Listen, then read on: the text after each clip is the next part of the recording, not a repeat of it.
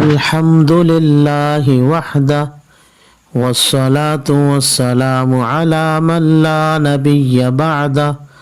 اما بعد فاعوذ باللہ من الشیطان الرجیم بسم اللہ الرحمن الرحیم یا ایہا الناس اتقوا ربکم الذی خلقکم من نفس واحدہ وخلق منها زوجها وبث منهما رجالا كثيرا ونساء واتقوا الله الذي تساءلون به والأرحام إن الله كان عليكم رقيبا قال النبي صلى الله عليه وسلم النکاح نصف الایمان او کما قال رسول اللہ صلی اللہ علیہ وسلم صدق اللہ مولانا العظیم وصدق رسوله النبی الکریم ونحن على ذلك من الشاہدین ومن الشاکرین۔ قابل احترام معزز سامعین، ہم سب باوضو اللہ کے گھر میں نکاح کی مجلس میں جمع ہیں تاکہ دولہے اور دلہن کے خاندانوں کو مبارکبادی پیش کرے اور خود دولہے اور دلہن کو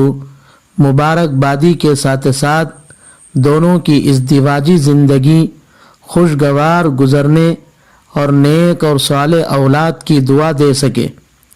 اس مبارک اور مسعود موقع پر میں اپنے مخلص دوست، سیدھے سادے، بھولے بھالے اور دینی مزاج رکھنے والے دارالعلوم نعمانیہ نندی کٹکور اور ادارہ ضیاء القرآن کے خدمت گزار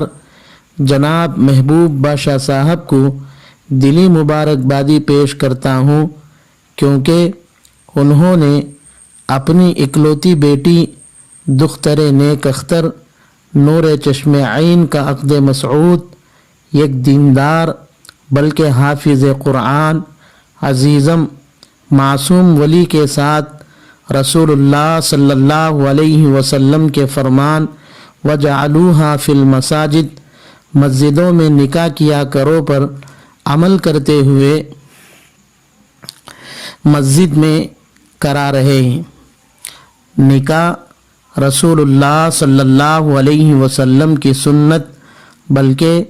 تمام نبیوں کی سنت ہے، چنانچہ ارشاد ربانی ہے وَلَقَدْ أَرْسَلْنَا رُسُلًا مِّن قَبْلِكَ وَجَعَلْنَا لَهُمْ أَزْوَاجًا وَذُرِّيَّةً۔ صرف حضرت عیسیٰ علیہ السلام کا نکاح نہیں ہوا ہے، لیکن اللہ تبارک و تعالی اپنی قدرت کاملہ کو دنیا میں ظاہر کرنے کے لیے اور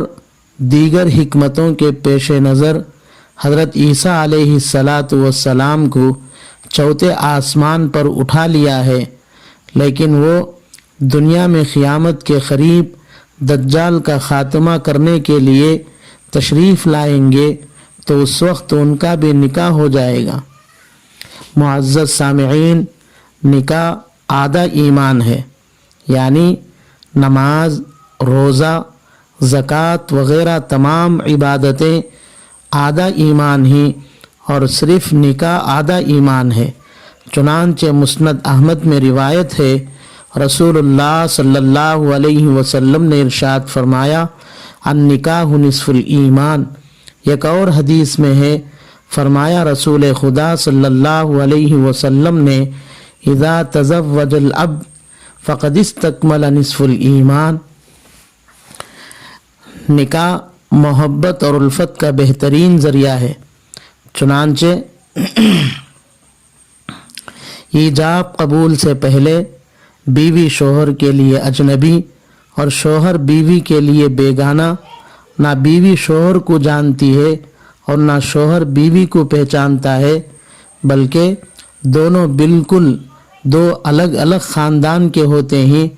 لیکن جیسے ہی ایجاب قبول کے دو بول بولے جاتے ہیں تو دولہا اور دلہن دونوں کے دل ایک دوسرے سے ایسے لگ جاتے ہیں کہ شوہر کو معلوم ہو جائے کہ جس سے اس کا نکاح ہوا ہے وہ تکلیف میں ہے تو پریشان ہو جاتا ہے، دوا دارو کے لیے دوڑ بھاگ کرنے لگتا ہے۔ اسی طرح بیوی کو معلوم ہو جائے کہ جس سے اس کا نکاح ہوا ہے وہ تکلیف میں ہے تو پریشان ہو جاتی ہے، ہاتھ پیر دباتی ہے، دوا دارو کھلاتی ہے، اللہ سے رو رو کر دعائیں مانگنے لگتی ہے، حالانکہ ایجاب قبول سے پہلے ایک دوسرے سے بالکل ناآشنا تھے۔ یہ سب نکاح کا کرشمہ ہے۔ چنانچہ ارشاد ربانی ہے وَجَعَلْنَا بَيْنَهُمْ مَوَدَّةً وَرَحْمَةً۔ حاضرین مجلس، نکاح عفت اور پاک دامنی کا ذریعہ ہے، یعنی اگر نکاح نہ کرے تو ہمیشہ یہ ڈر لگا رہتا ہے کہ کہیں نگاہ بھٹک جائے، شیطان کے بہکاوے میں آ جائے، نیت خراب ہو جائے، پھر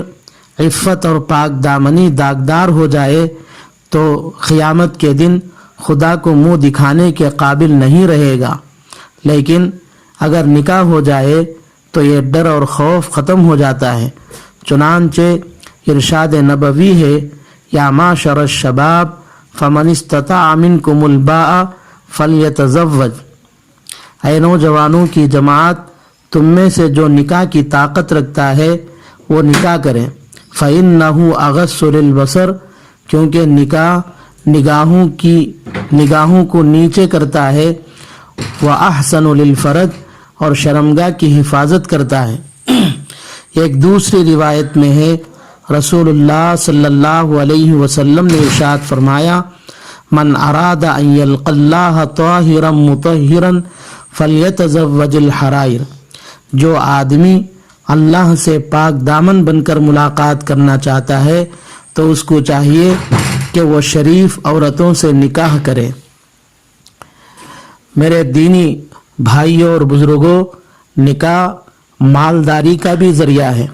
چنانچہ ارشاد ربانی ہے وَأَنكِحُوا الْأَيَامَ مِنْكُمْ وَالصَّالِحِينَ مِنْ عِبَادِكُمْ، یتیموں اور غلام باندیوں کا نکاح کراؤ، إِن يَكُونُوا فُقَرَاءَ يُغْنِيهِمُ اللَّهُ مِنْ فَضْلِهِ، کیونکہ اگرچہ وہ غریب اور تنگ دست بھی ہو تو اللہ تبارک و تعالی اپنے فضل اور مہربانی سے مالدار کر دے گا۔ اس کے علاوہ اور بھی بے شمار نکاح کے فضائل قرآن اور حدیث میں بیان کیے گئے ہیں، اس لیے جوانوں کو خود کے نکاح میں، اسی طرح سرپرستوں کو اپنے بیٹے بیٹیوں کے نکاحوں میں بلا وجہ تاخیر نہیں کرنا چاہیے۔ اللہ سے دعا ہے کہ اللہ تبارک و تعالی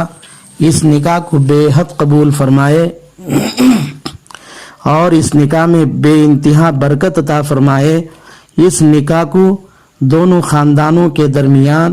محبت اور الفت کا ذریعہ بنائے، خصوصاً اس نکاح کے ذریعے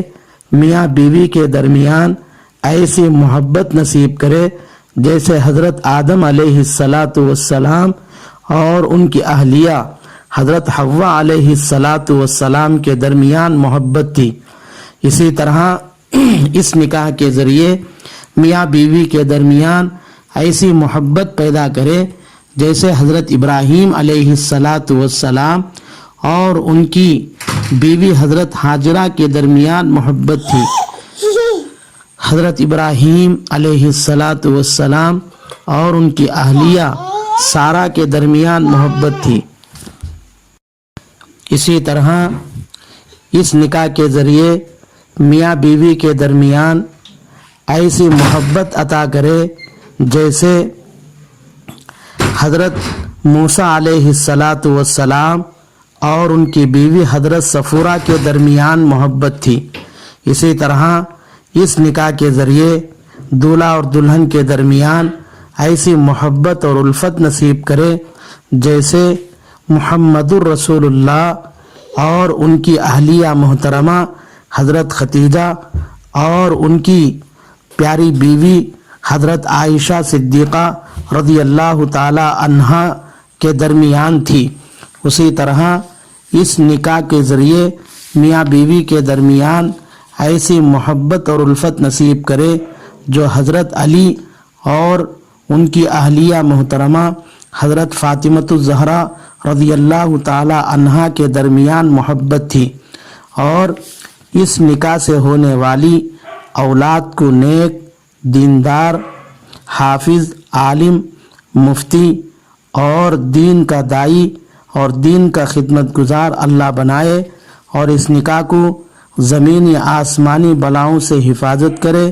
دشمنوں کی دشمنی سے، جادوگروں کی جادوگری سے، حسد کرنے والوں کے حسد سے، بد نظری والوں کی بد نظری سے اللہ حفاظت کرے۔ آمین۔ وآخر دعوانا ان الحمد للہ رب العالمین۔